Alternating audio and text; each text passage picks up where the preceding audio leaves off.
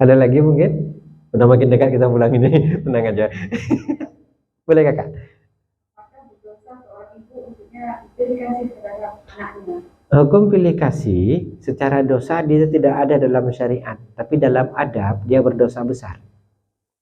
Hukum pilih kasih itu hukum yang sifatnya ahwal. Ahwal itu berangkat dari suasana hati. Syariat tidak menghukumi suasana hati. Ingat kalimatnya. Suasana hati ini dihukumi dari adab, akhlak, tasawuf. Sering Ustadz bilang sama kita semua, ahwalul ibadah aula minal ibadah. Keadaan hati kita saat ingin beribadah itu lebih utama ketimbang ibadah itu sendiri. Contoh begini, sering Ustaz kasih contoh yang sama juga lagi. Saat kita punya seorang anak, dia sakit, dia butuhkan obat, sementara kita nggak punya uang, yang ada cuma emas mahar di tangan. Kira-kira kita lebih sayang emas mahar atau sayang kepada anak jual emas itu agar anak kita selamatkan? Rela kita uang emas mahar itu nggak ada di tangan kita demi menyelamatkan si anak. Kenapa? Karena cinta kepada anak mengalahkan materi. Satu, itu ahwal, nggak ada hukumnya, tapi dia berangkat dari hati. Dia yang lebih dilihat oleh Allah. Ada seorang gadis, dia telepon-teleponan dari jam 8 malam sama seseorang di seberang sana, seberang telepon maksudnya. Ada balik kiri, balik kanan, balik kiri, balik kanan si perempuan tadi. Di tempat tidur ini, nggak bisa, sudah capek rebahan dia bangun. Habis bangun capek rebahan nungging sebelah itu sunduk nih. Ya kan memang betul itu kan? Potret nih ya, bisa kenyataan, bisa memang pura-pura gitu ya, bisa memang contoh biasa ini. Terakhir pas suara HP klik klik klik klik dilihatnya low band jam setengah 3. Udah dari jam 8 malam sampai jam setengah 3 dia ngomong itu non-stop. Kira-kira capek tidak? Enggak. Kenapa? Karena yang ada diomongkannya, lawan bicaranya adalah orang yang ada di hatinya. Kita kasih contoh orang sekarang. Orang dulu belum ada HP. Jadi nggak pernah ngerasakan itu. Makanya kita lihat anak-anak kita di rumah yang udah gadis-gadis, kau kok makin lama makin kurus, kau nggak apa-apa. Rupanya celung mata, kenapa ya? Nggak tidur semalaman. Padahal capek seharian kerja, malam bisa nggak tidur. Padahal kenapa? Apa kita bilang kau nggak ngantuk? Karena menerima panggilan dari orang yang dicintai, maka ngantuk nggak akan terasa. Itu ahwal al-batinah. Begitu juga dengan hukum dalam keluarga. Ada berapa orang anak? Cuma satu yang benar-benar kita sayangi. Hukum syariatnya tidak ada dosa. Karena syariat tidak menghukumi bagian dari suasana hati. Tapi dalam hukum adab di atas syariat, akhlak, tasawuf, itu hukumnya berdosa. Bagaimana sejarah Nabi Allah Daud memiliki 2 anak. Rasul ceritakan kan? Yang langsung dikudeta oleh anak pertamanya. Karena Nabi Allah Daud sangat menyayangi anak yang termuda bernama Sulaiman. Bagaimana Nabi Allah Yakub memiliki ayah bernama Ishak. Ishak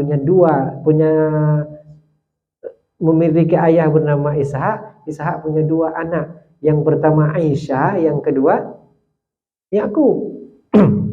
Tapi Nabi Allah Yakub lebih sayang kepada Aisyah.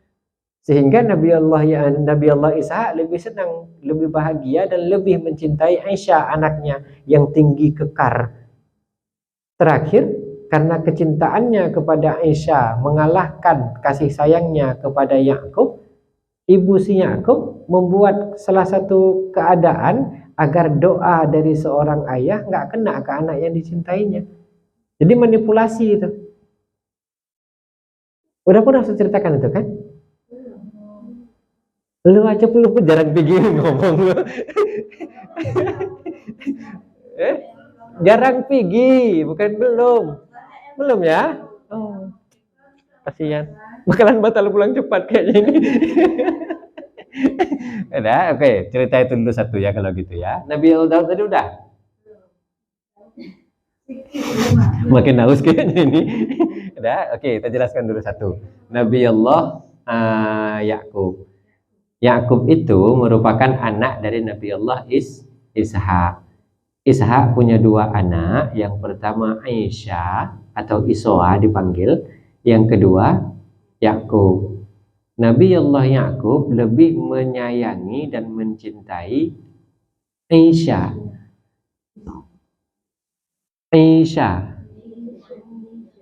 Memang kalau dihedasi Kak, yang ada pemikiran kurang, bukan kuping.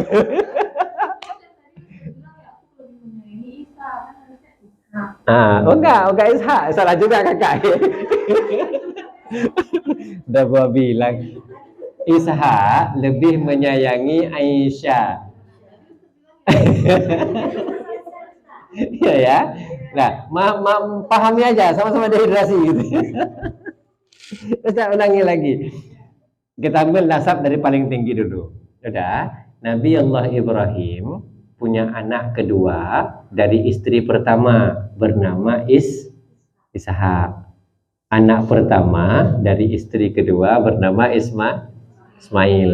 Udah, Ishak punya dua anak. Yang pertama namanya Aisyah atau Isoa, dalam kitab Yesesak diceritakan di kitab Israiliyat. Yang kedua namanya Yakub. Nabi Allah Ishak sangat mencintai Aisyah karena badannya kekar, orangnya tegas.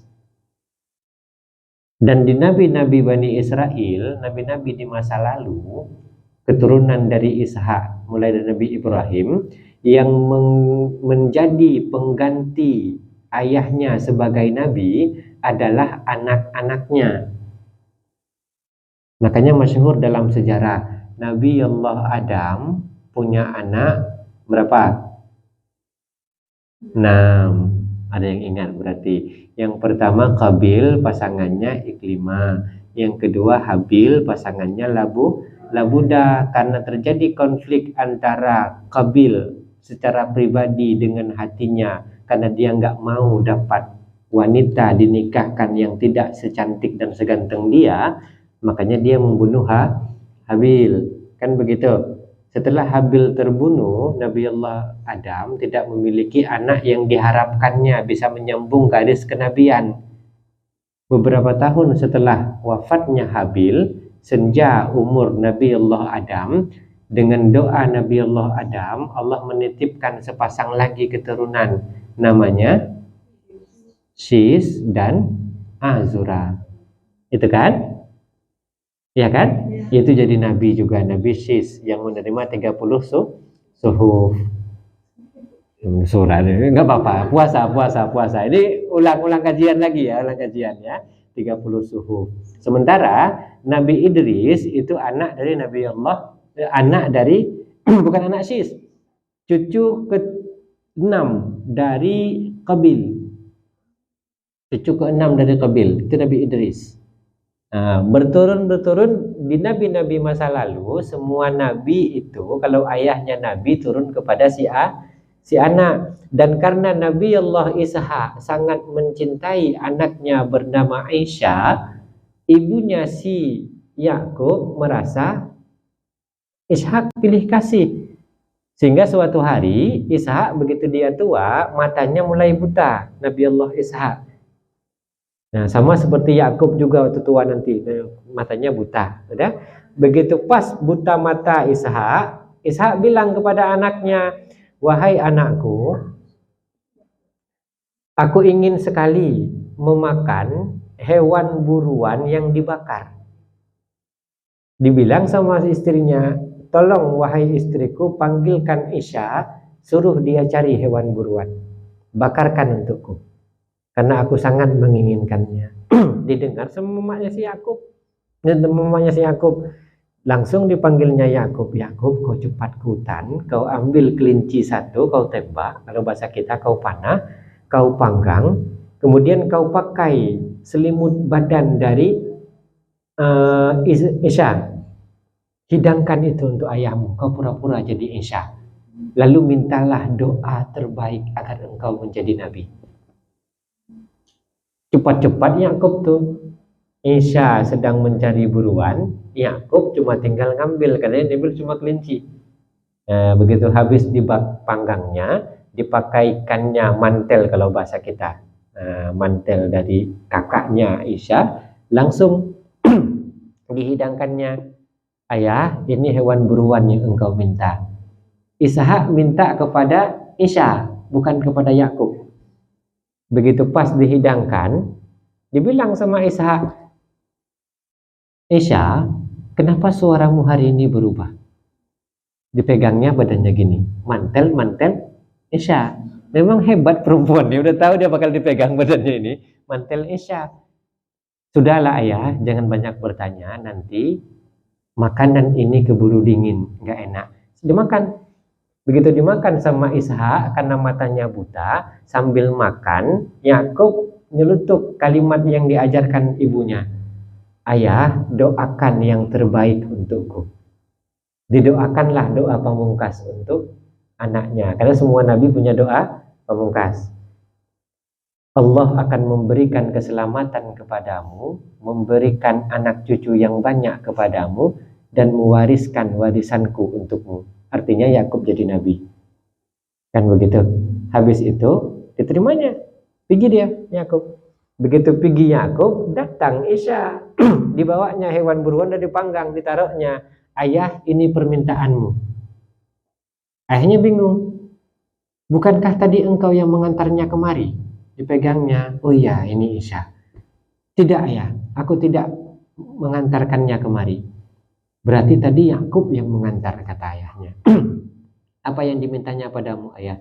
Dia meminta, kalimat tadi saya jelaskan. Kemudian kalau dia sudah meminta itu ayah, mintakan aku satu saja ayah pada Allah. Berikan agar aku menjadi orang yang kuat. Artinya bisa sanggup membunuh Yakub. Dengar sama emaknya. Langsung dibilang sama emaknya, Yakub, pergilah kau dari rumah ini. Kenapa? Abangmu udah minta doa, bahaya itu. Dia minta doa kuat. Tujuannya apa? Untuk membunuhmu. Pergilah Yakub. Langsung dibungkusnya pakaian, kemana ku bawa, katanya kan gitu, sambil nyanyi dia. Hati yang terluka, pergi dia. Begitu dia sampai ke rumah sepupu bapaknya, sampai ke rumah sepupu bapaknya, dia kerja di situ. Kalau bahasa kita, paman boleh aku kerja di sini? Enggak boleh.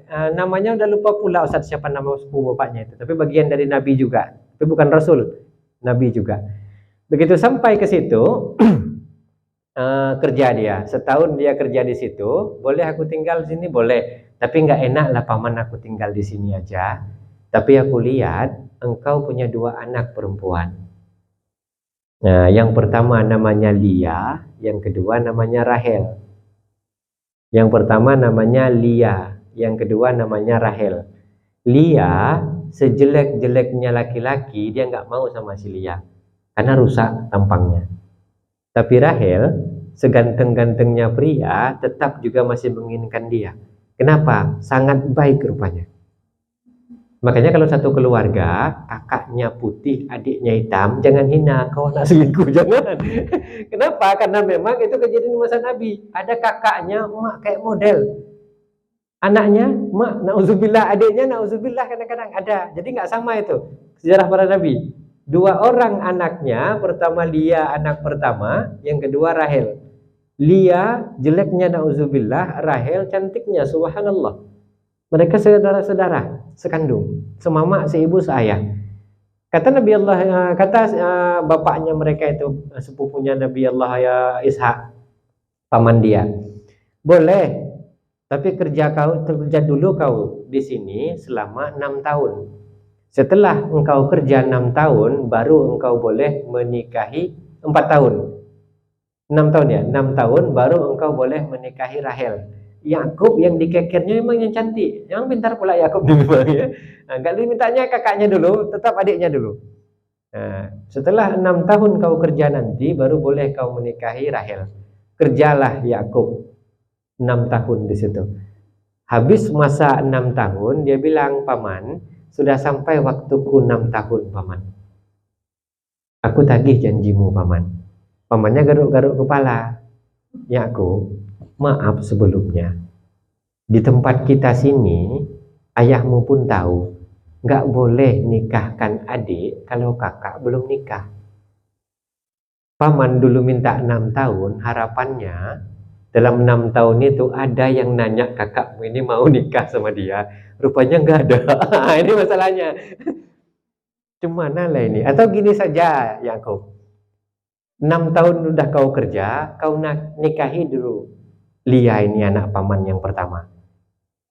Tapi aku nggak suka sama dia. Kerja lagi kau 4 tahun, setelah itu kau nikahi Rahel. Di masa Nabi masa lalu masih boleh saudara. Artinya saudara itu kakak beradik masih boleh disatukan. Kalau sekarang nggak boleh lagi. Nah udah, ya udah ya boleh. Nah udah paman boleh. Maulah Yakub dinikahinya si Lia. Karena memang dia menikahi si Lia tanpa cinta, terpaksa demi mendapatkan Rahel. Terakhir dia kalau bahasa kasarnya cuma melaksanakan kewajibannya saja. Kewajiban menafkahi, baik lahir maupun batin, kan begitu. Nafkahi lahir, setahun, 2 tahun, 3 tahun, berarti setiap tahun dapat anak 1. Tapi bukan karena cinta, bukan karena sayang. Bukan karena cinta, bukan karena sayang, sehingga anak-anak dari wanita yang tidak dicintainya itu pun seakan-akan tidak disayanginya. 4 tahun dia kerja dapat 4 anak dari si Rahel, dari si Lia. Udah. Itu selain anak dari budak ya, ada juga anak dari budak juga. Kemudian dia setelah 4 tahun bekerja, barulah dia dapat si Rahel. Begitu dapat si Rahel, orang yang sangat disayanginya, sangat dicintainya, ingin dikejar-kejarnya. Maka dia pun menyayangi si Rahel dengan penuh semangat dan sepenuh hati. Sehingga saat dia menafkahinya baik lahir maupun batin, itu cintanya penuh. Dan karena cintanya penuh kepada suami, kepada istrinya, dan istri pun mencintai dia, lahir anak nggak tanggung-tanggung pula gantengnya, Yusuf namanya. Nah, jadi kalau kita begitu melahirkan dapat anak yang agak-agak rusak sedikit tampaknya, tanya, bang abang sayang nggak bang sama aku? Takut-takutnya itu ya, karena memang tidak sayang itu. Tapi ini jangan ditanya ya, nggak enak nanti ya.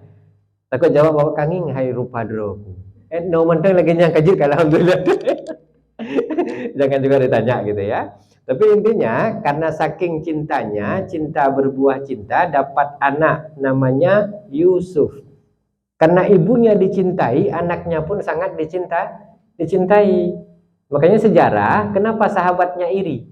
Kenapa saudara-saudaranya iri? Karena sangat mencintai Yusuf. Kenapa sangat dicintai? Karena ibunya orang yang sangat dicintai. Beberapa tahun setelah itu hamil lagi si Rahel, lahirlah 1 anak lagi namanya Bunyamin.